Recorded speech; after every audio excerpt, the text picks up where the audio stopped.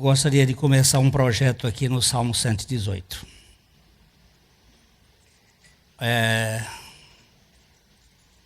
Este salmo,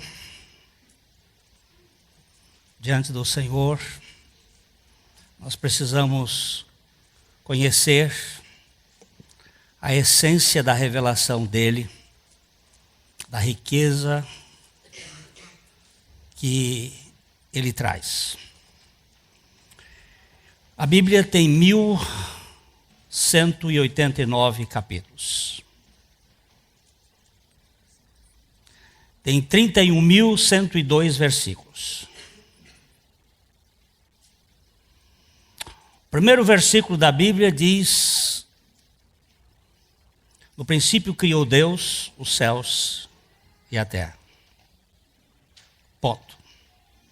O último versículo da Bíblia: a graça do nosso Senhor Jesus Cristo seja convosco. Amém. Entre o primeiro e o último, tem um bem no meio, que fica bem no centro da Bíblia. Exatamente no meio.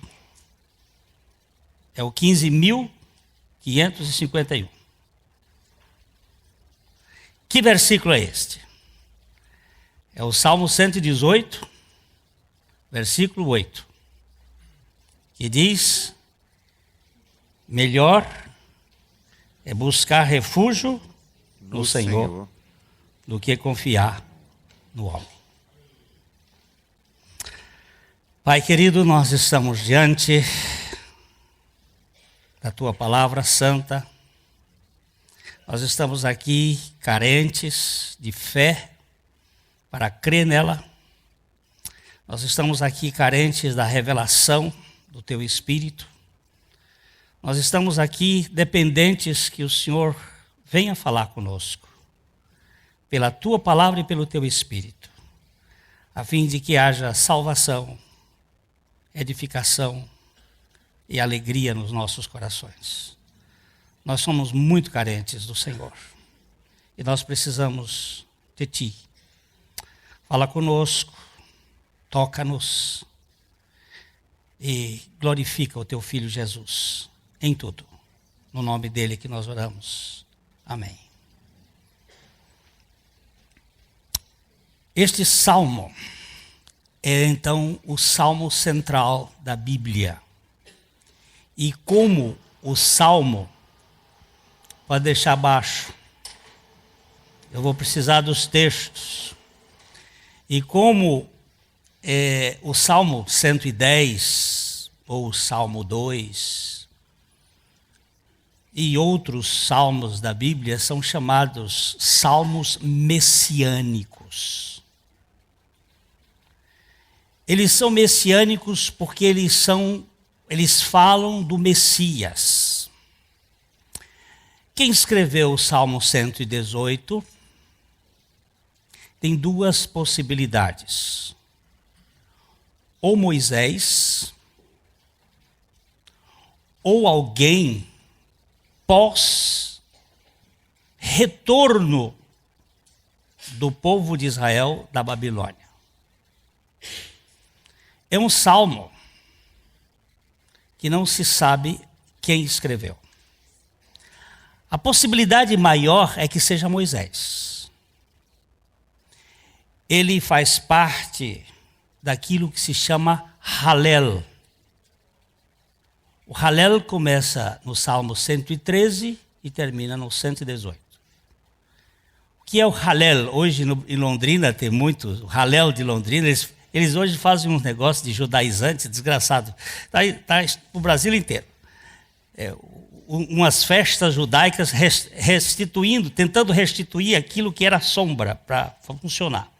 Mas o Halel era uma festa de adoração da Páscoa, da festa dos tabernáculos, da festa do Pentecostes. Era momentos de louvor. Tem uma parte que é a parte chamada de adoração mesmo, de louvor, e a parte de gratidão. Que se provavelmente provavelmente, com muita possibilidade de dizer que foi, este salmo foi o hino que Jesus cantou depois da ceia, o Salmo 118. Porque ele era o salmo cantado logo depois da Páscoa. Era o hino que os judeus cantavam em adoração. Então nós vamos fazer uma leitura deste salmo e vamos peregrinar por ele durante algum tempo, quando o Senhor permitir. Eu não sei quanto tempo, mas nós vamos andar neste salmo, que ele é essencialmente a figura, a pessoa e a realidade de Cristo. Possivelmente, na realidade, ele esteja falando de Moisés quando tirou o povo do Egito. Porque o Halel, ele estava falando daquilo que acontecia no Egito. Veja o Salmo 114, por exemplo. Vamos dar uma lidinha só aí no início do Salmo 114. Quando saiu Israel do Egito e a casa de Jacó do meio de um povo de língua estranha, Judá se tornou o seu santuário e Israel o seu domínio. Ele aqui fala de quando o povo de Israel saiu do Egito, e ele já aponta o dedo para Judá. Que Judá significa louvor. É o quarto filho de Jacó, é um filho de Lia, a primeira esposa de Jacó. Só os filhos das esposas legítimas ficaram no monte Gerizim, o monte da bênção. Os filhos das escravas e aqueles que tergiversaram em cima da palavra, eles foram para o monte Ebal, o monte da maldição. Isso é muito significativo dentro da revelação. E Judá é aquele leãozinho que tem Siló como o seu sustentáculo. Ou seja, ele aponta diretamente para a pessoa e obra de Cristo. A saída do povo do Egito indo para Canaã é toda ela tipológica da pessoa de Cristo. É o mundo, a peregrinação até Canaã, que é, de fato, a terra que mana leite e mel, representando a pessoa de Cristo que nos satisfaz em toda a sua grandeza. Então, eles eram salmos que estavam apontando para o Messias. E aqui ele começa, então, no Salmo 118, o verso 1. Nós vamos ler o verso 1 e vamos ler o verso 29. Rendei graças ao Senhor, porque Ele é bom, porque a sua misericórdia dura para sempre. 29 é o último versículo. Rendei graças ao Senhor, porque Ele é bom, porque a sua misericórdia dura para sempre. Preste bem atenção, que ele começa e termina com as mesmas palavras. Tanto no alfa como no ômega, ele é a mesma realidade espiritual. Rendei graças, imperativo, rendei gratidão ao Senhor, a Javé, porque ele é bom. Lembre-se que essa forma de adjetivar aí é muito própria só para Deus, porque só Deus é bom. Quando aquele... Conseguiram? Quando aquele moço rico, aquele moço de qualidades, chegou para Jesus e disse: bom mestre, que farei para herdar a vida eterna? Jesus disse: por que me chamas bom? Ele estava querendo dizer: você me reconhece como Deus mesmo? Você está vivendo como Deus, porque bom é unicamente Deus. E aí, quando Deus vai mexer com os seus pontos de segurança, porque Jesus vai perguntar para ele, como é que é? Você quer herdar a vida eterna? Então, para herdar a vida eterna, você tem que ser perfeito. Você cumpre os mandamentos? Aí ele disse, quais? E Jesus pega 6 mandamentos e coloca diante dele. Aliás, 5 mandamentos e coloca diante dele. Que são chamados mandamentos laterais ou horizontais. Não matarás, não furtarás, não dirás falso testemunho, honra teu pai, tua mãe e os não cobiçarás, são os laterais. Ele não botou nada para Deus. Botou só, ele disse, tudo isso eu tenho feito desde a minha mocidade. Pô, como é que é? Então, você está quase bom. Falta-te uma coisa. Vai, vende tudo que tens, dá aos pobres, vem e segue-me, terás um tesouro no céu. Aí o cara escafedeu-se. Porque dependência de Deus é um negócio realmente difícil. Difícil. Nós queremos depender dos homens, nós queremos depender do que as pessoas podem fazer por nós. E agora nós estamos aqui diante de uma realidade espiritual que é melhor buscar refúgio no Senhor do que confiar em homem.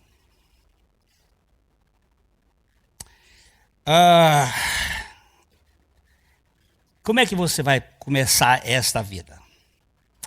É conhecendo a bondade de Deus e a sua misericórdia.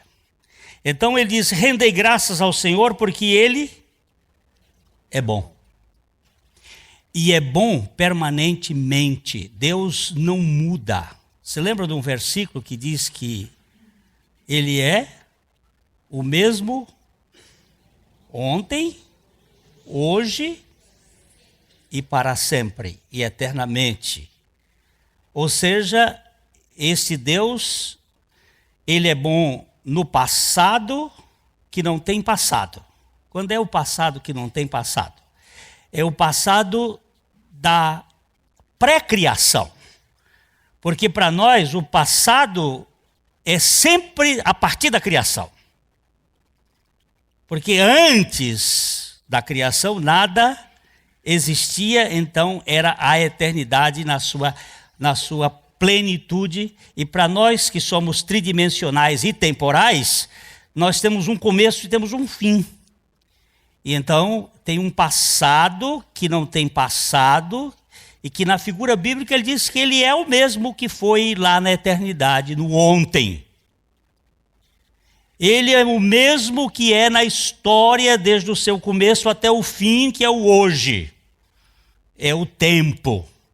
E ele é o mesmo, não será, ele é o mesmo que se manifesta no amanhã, que é a eternidade futura. Este Deus é bom, eternamente bom. E a sua misericórdia dura para sempre. Quer dizer, ele salvou o povo do dilúvio pela sua misericórdia. Ele salvou o povo dos patriarcas até Jesus por sua misericórdia. Ele salva o povo da história da igreja desde o Pentecostes até o arrebatamento, porque este é o período da igreja, por sua misericórdia. Ele salvará o povo na época da grande tribulação. Vai haver salvação, pelo menos 144 mil de Israel, que pode ser um número muito mais tipológico e significativo, emblemático na sua composição, porque 4 vezes 3 é 12, e 12 vezes 12 é 144, e 1000 é a plenitude, ou seja, o remanescente de Israel, que será salvo. E serão salvos no milênio pessoas que viverão no milênio e que serão salvos pela sua misericórdia. A misericórdia do Senhor é Ele não nos dar aquilo que nós merecemos.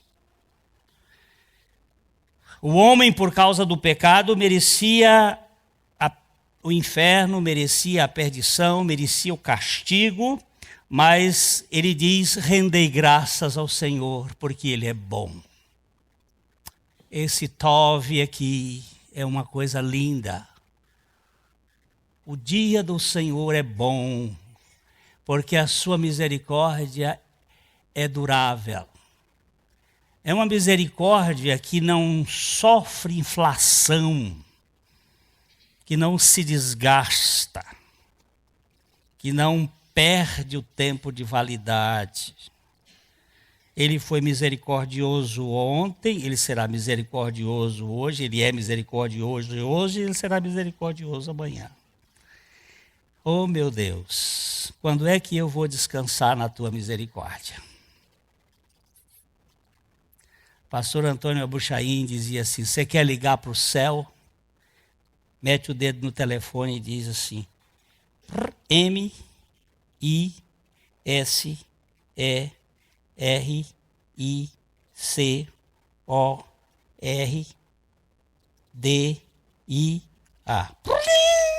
Misericórdia, está ligado direto.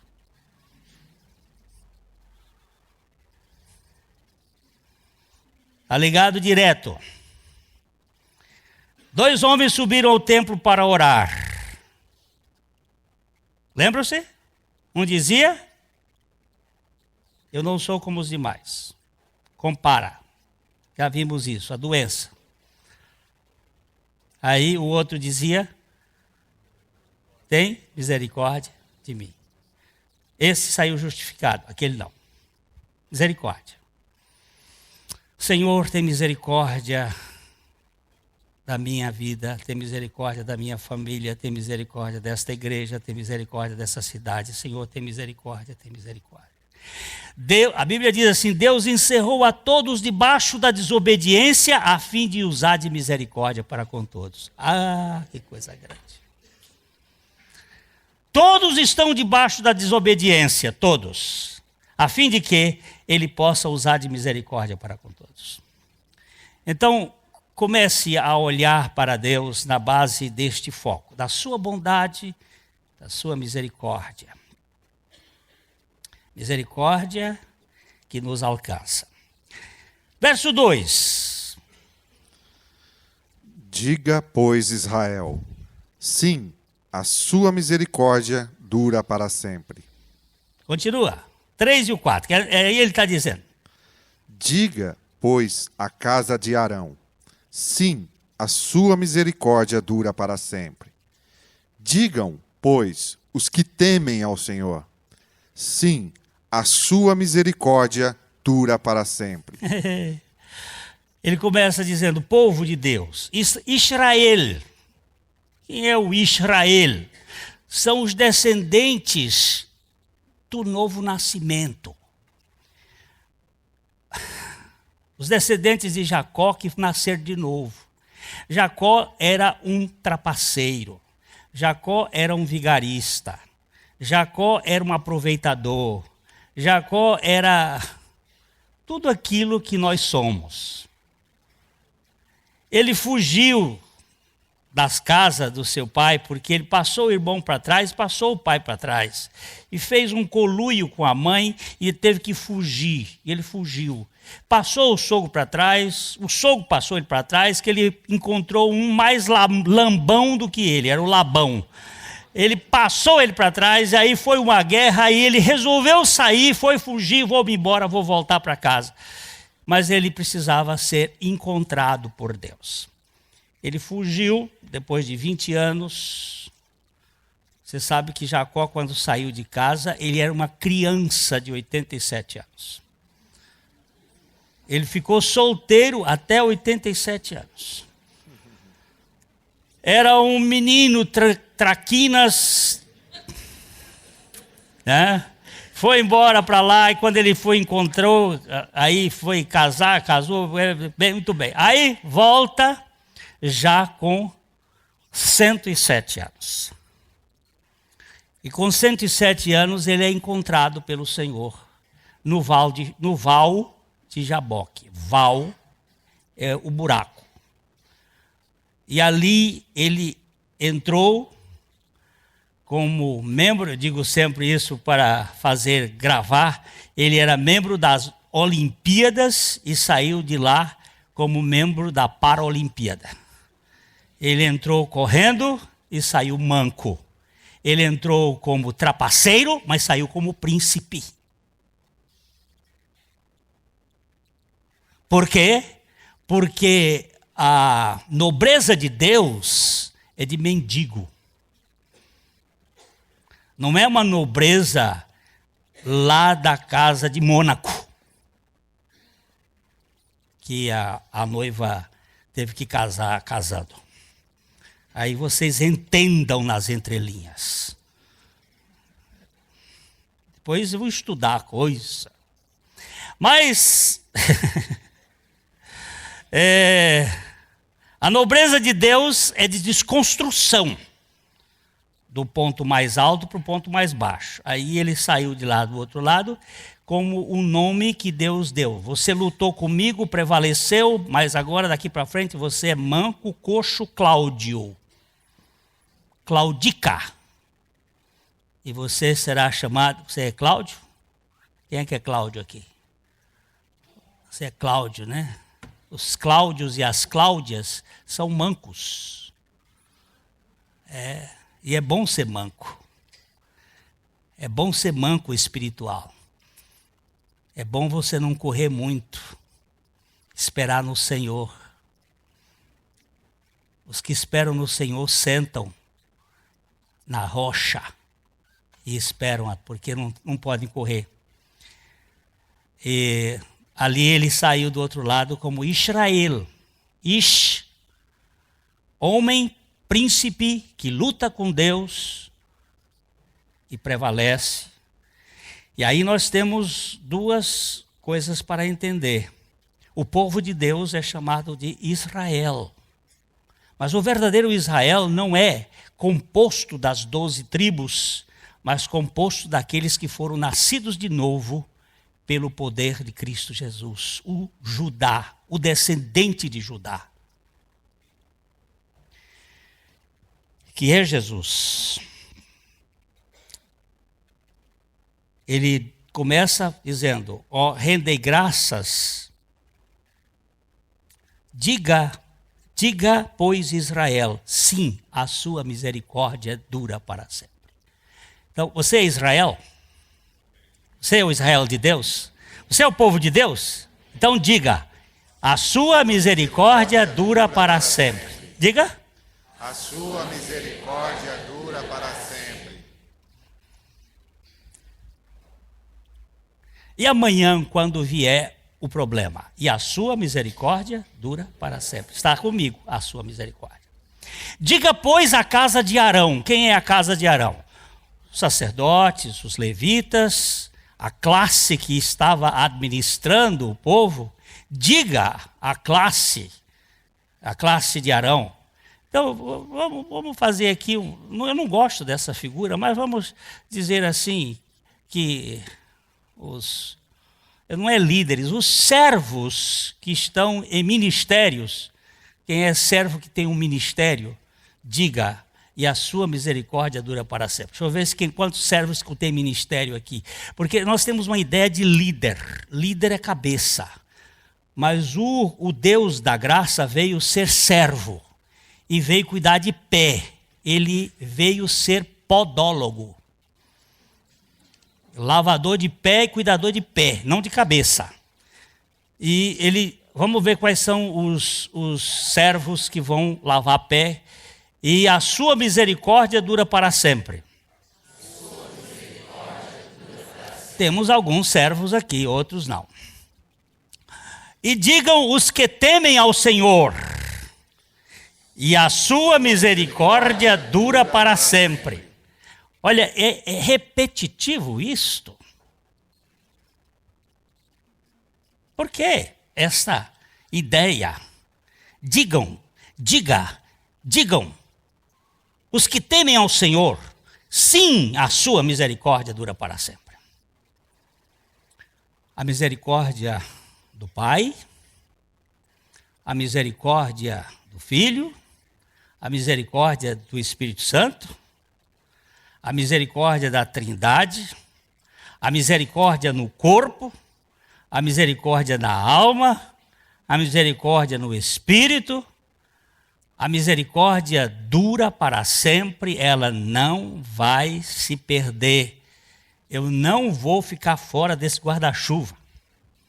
Eu tenho um guarda-chuva amplo aqui que me protege.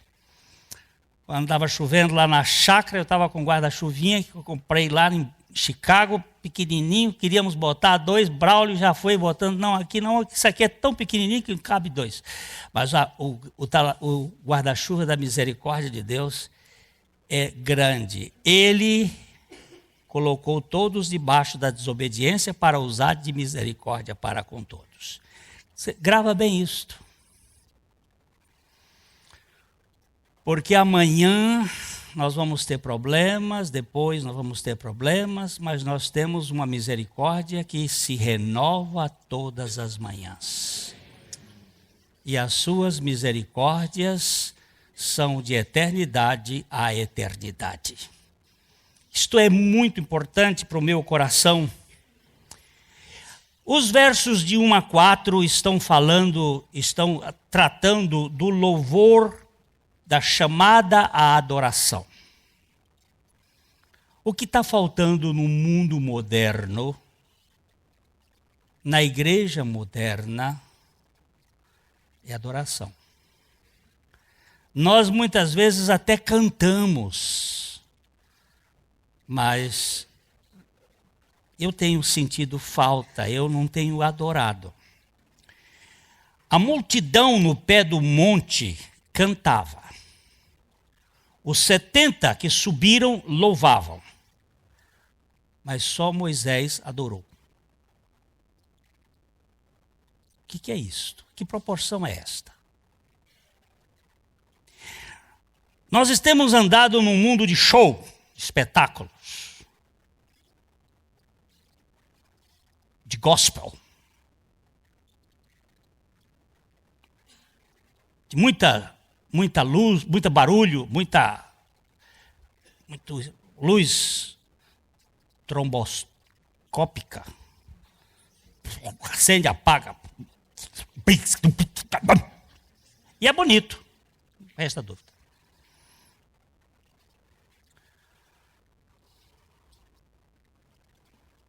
Mas cadê a adoração? Cadê quebrantamento? Onde está o homem que se prostra para beijar a mão do filho? Prosquinel.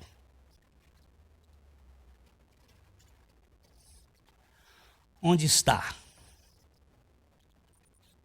o nosso culto?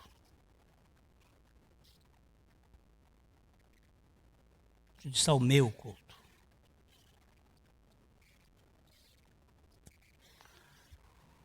Nós precisamos avaliar. Senhor, tem misericórdia de nós. Tem misericórdia de nós. Ele diz aqui,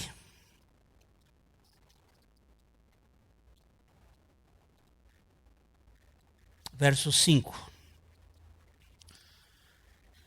Em meio à tribulação, invoquei o Senhor. E o Senhor me ouviu e me deu folga. Em meio à tribulação, o que eu fiz? Invoquei o Senhor. Invoquei. Você sabe que eu fico invocado com esse verbo? Este verbo aqui, invocar, significa chamar para dentro. Invocare. Não é chamar para fora. É chamar para dentro.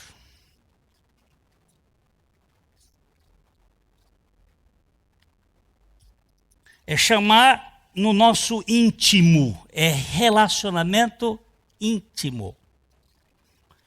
No meio da tribulação. Tribulação é o melhor lugar para crescimento espiritual. Vamos lá para o Salmo 46. 46, 1.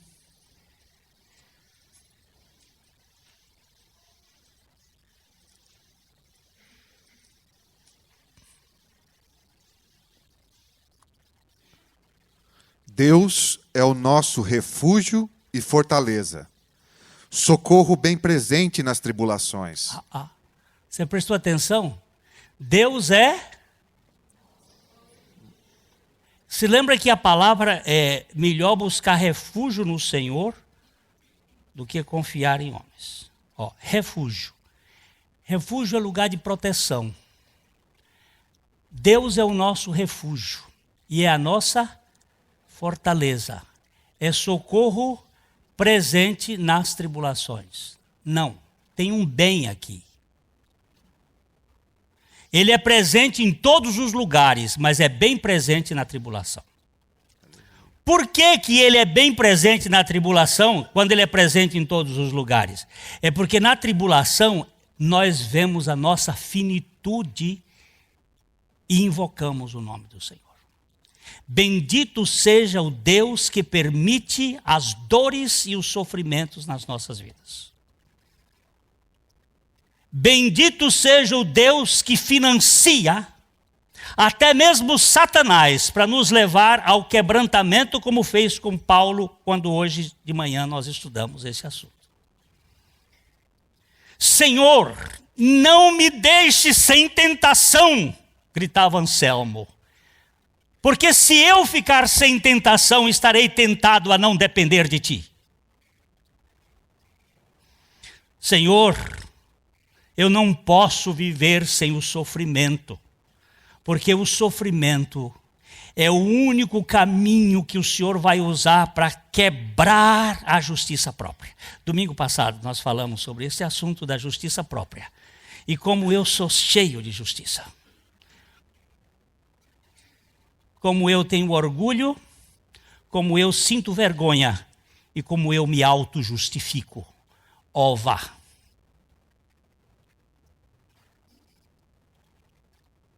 E só a misericórdia do Senhor para tratar comigo. Só esta misericórdia pode fazer esta obra em minha vida. Ele é socorro a quando? Bem presente.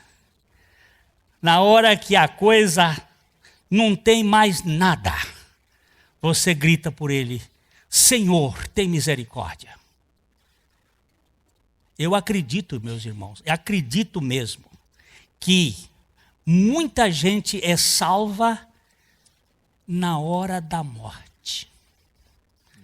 Eu até acredito assim que certos acidentes são providenciais para salvar pessoas. Isso é um modo de pensar. Agora você pense do jeito que você quer. Acho que naquela hora que você não tem mais para onde, eu ouvi os gritos daquele avião da Gol, eu ouvi os gritos de algumas pessoas gritando, tem misericórdia! Ficou num celular. Meu irmão, se há um Deus que tenha misericórdia, é o nosso. E todo que invocar o nome do Senhor, ou então minha Bíblia está mentindo. Tá não.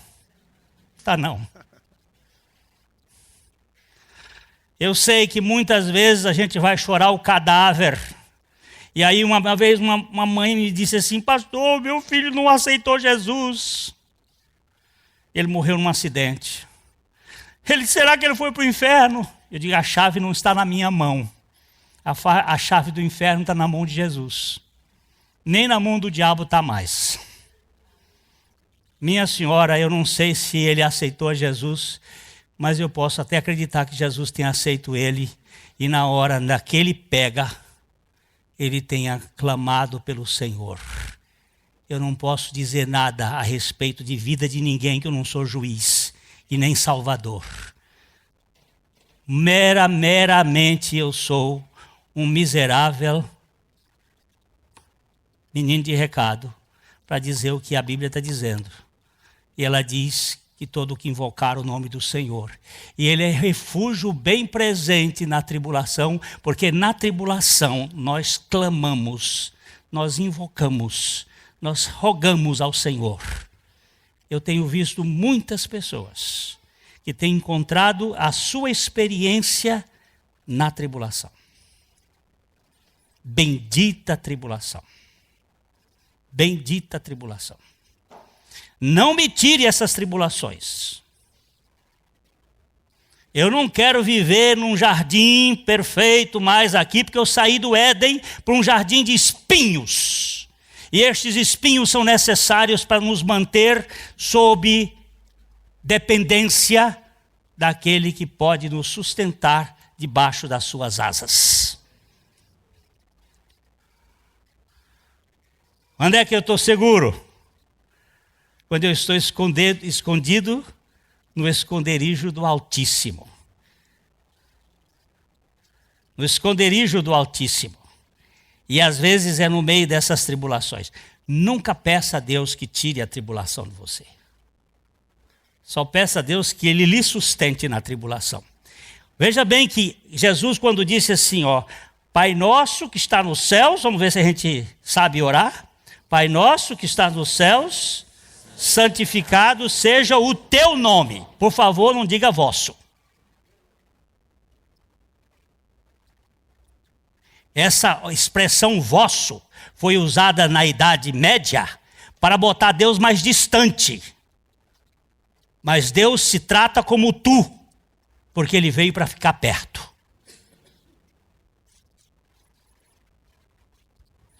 Às vezes a gente não sabe das coisas e fica fazendo as coisas por costume.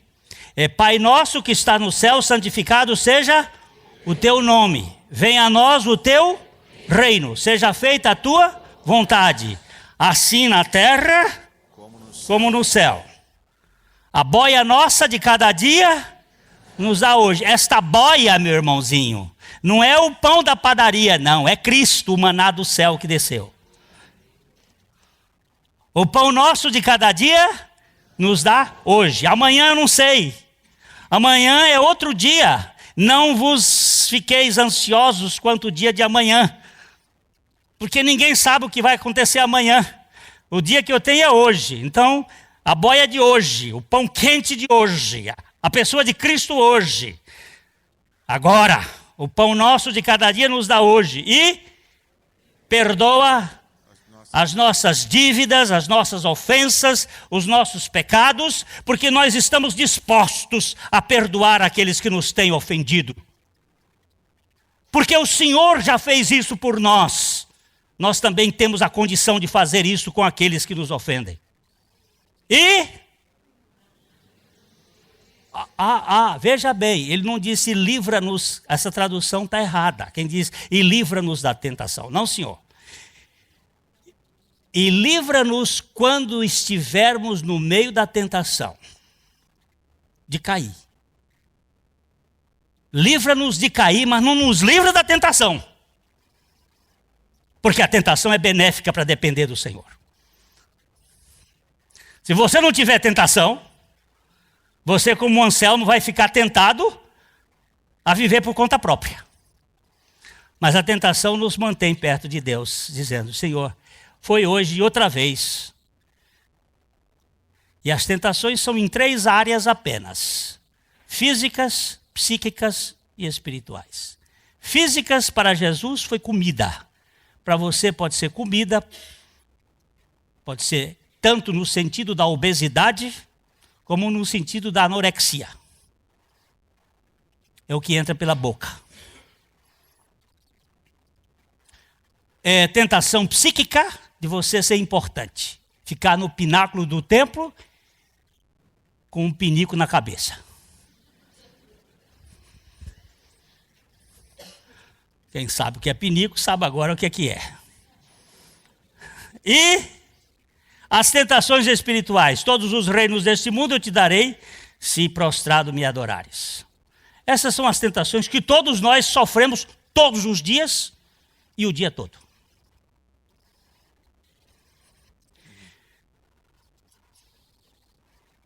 Um menino me perguntou outro dia assim: Pastor Glênio, o senhor é tentado na vida sexual? Eu digo, mais agora que eu estou velho. Ele queria me fazer uma gozação e eu já vi quem... Ele veio com a espiga de milho e eu já vim com o fubá passado. Estava achando que eu estava ficando velho. Estou velho, mas não estou morto. E a tentação é diária. E Jesus foi tentado em todas as coisas à nossa semelhança, mas sem pecado.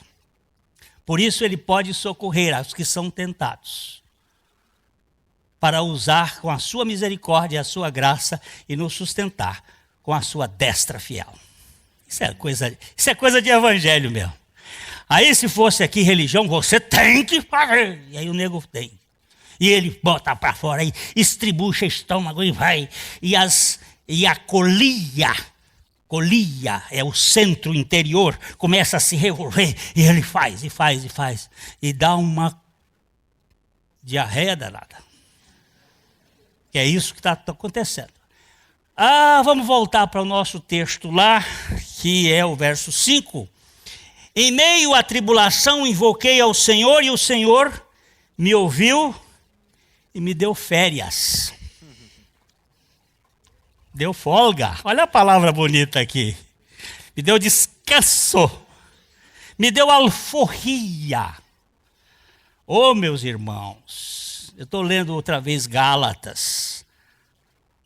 Meditando em Gálatas. O livro, por excelência, do Novo Testamento, em que o velho apóstolo sai como um leão rugindo contra o aprisionamento do sistema judaico que queria fazer dos gentios que haviam crido no evangelho comportamento de judeu. E ele sai como uma fera, mostrando, foi para a liberdade que Cristo nos libertou. Permanecei, pois, da liberdade e não vos submetais a jugo de escravidão. Evangelho é lugar de alforria. Há um habeas corpus eterno que foi feito em Cristo Jesus para me dar libertação. Não é libertinagem. Libertação. Tirou o cabresto da minha cabeça, tirou o jugo da minha queixada e se inclinou para mim, para me dar de comer. Isso é evangelho, meu irmão.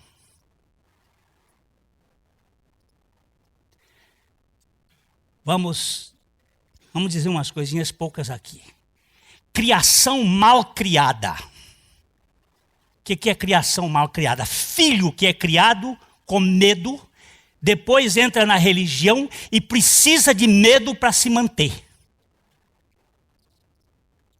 Sistemas educacionais baseados na fobia engessam as pessoas que elas têm que ter controle. Aí disseram para mim assim: Pastor Glênio, o senhor é muito solto. Eu disse: eu não quero o povo encabrestado. Vem quem o Senhor está trabalhando. Eu não boto peso nas costas de ninguém, porque eu não posso carregar e nem tenho condições de deixar o outro com esse peso. Mas é muito flácido.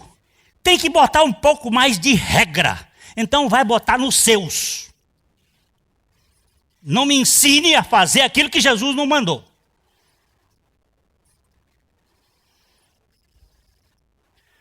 Eu posso falar?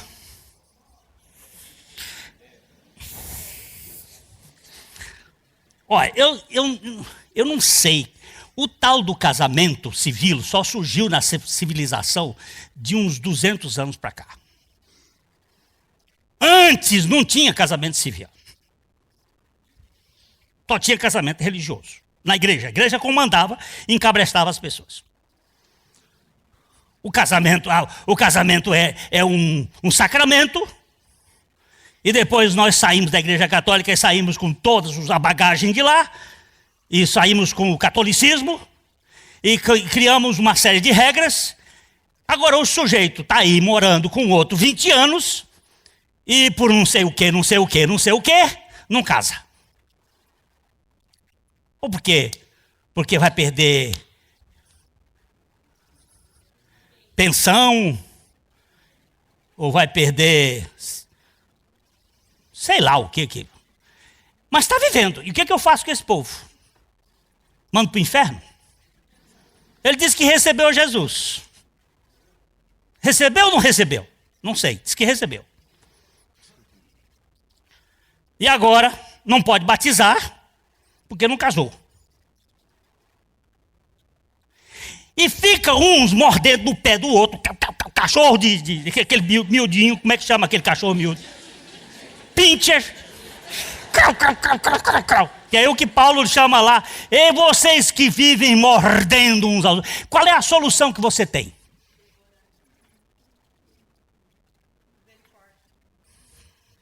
Qual é a solução que você tem? Me conta.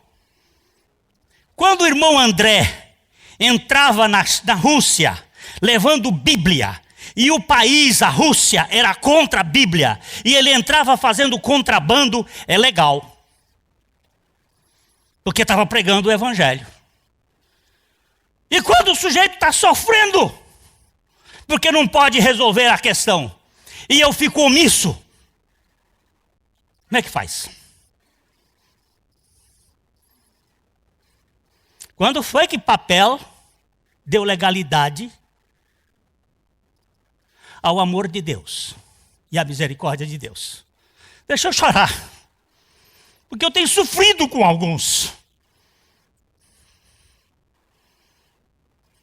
Isso não é evangelho, isso pode ser tudo, mas isso é enculeiramento, isso é cabresto, isso é coleira de cachorro. Agora, vamos deixar fazer com o que quer? Vamos deixar fazer o que quer? Porque aí não tem lei nenhuma. Não, senhor. Existe uma lei, a lei do amor. Vem cá. Como é que nós vamos chegar a isso aqui? Irmão Narciso. Pastor, como é que eu faço? Ô, irmão Narciso, eu não sei. Eu já vivo com Letícia, nós temos uma renca de filho. Não sei como é que faz. Não tinha divórcio naquele tempo. Bendito o dia que aquela mulher morreu lá em São Paulo. Porque o pobrezinho não podia tomar ceia. É um carroceiro que tinha aqui em Londrina, chamado Narciso, que era membro dessa igreja aqui. E eu fui disciplinado por um grupo de fantasmas, porque um dia ele tomou a ceia.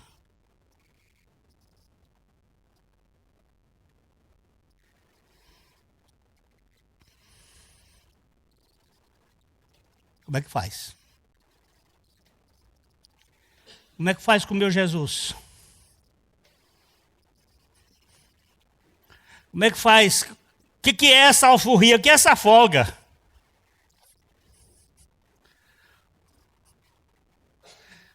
Que espaço é esse folgado? Eu disse que é para cozinhar galo. Eu vou viajar essa semana, vou ficar um tempo, depois vou para um congresso. Vou voltar só em agosto para o galo continuar cozinhando. Mas nós vamos cozinhar esse galo.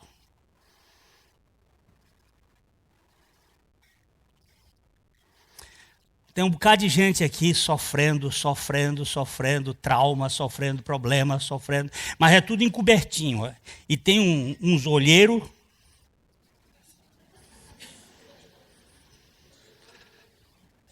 Tem uma turma que abençoa igual aquela mulher abençoa as violetas da Carmita, minha esposa. Havia lá em casa tinha uma janela cheia de violetas, lindas, roxas, amarelas, roxas, cor-de-rosa, brancas. Lá. Eram lindas as violetas. Um dia chegou uma moça que era amiga da moça que trabalhava lá em casa, aí chegou assim e disse, mas que violetas lindas. No outro dia, estava tudo assim.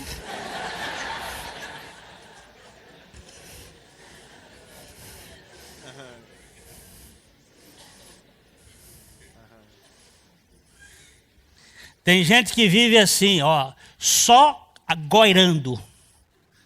A Bíblia chama esse povo de oftalmosponeiros.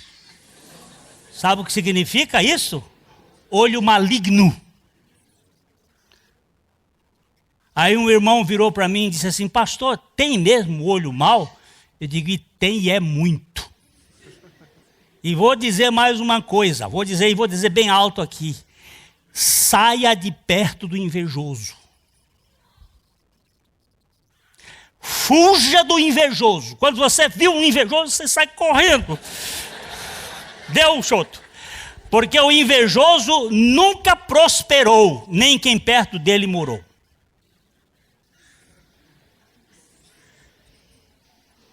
O invejoso astravanca o progresso.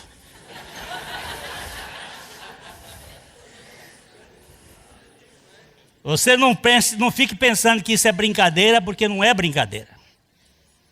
Não é brincadeira. O rei Ezequias cometeu um grande erro. Quando Rabsaque veio com a turma dele lá da Babilônia, ele abriu as portas do palácio para mostrar as riquezas. Vem ver. O profeta Isaías levantou de madrugada e correu para ele e disse assim, o que besteira você fez? Você vai ver. E eles vão buscar tudo isso aqui. Vou falar baixinho para você escutar. Nunca conte a sua prosperidade para ninguém. Só para aquele que é seu amigo de fato, que celebra com a sua vitória e com a sua derrota. Está presente.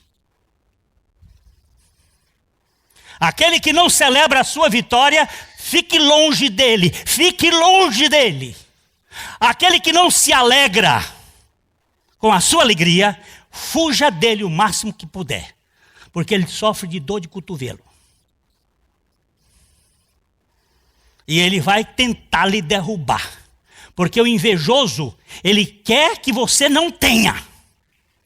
Porque ele não tem. Mas quando nós ganhamos a folga, nós queremos... você vai para lá, meu filho.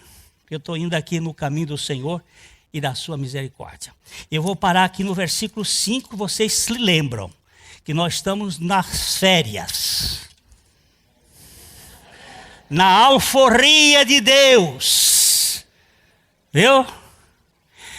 Nós vamos chegar naquele versículo maravilhoso, que é melhor confiar, buscar refúgio no Senhor, do que confiar em homem. Não é nos homens, não é confiar no fulano de tal, dos Anzóis Pereira, não. É confiar em si próprio.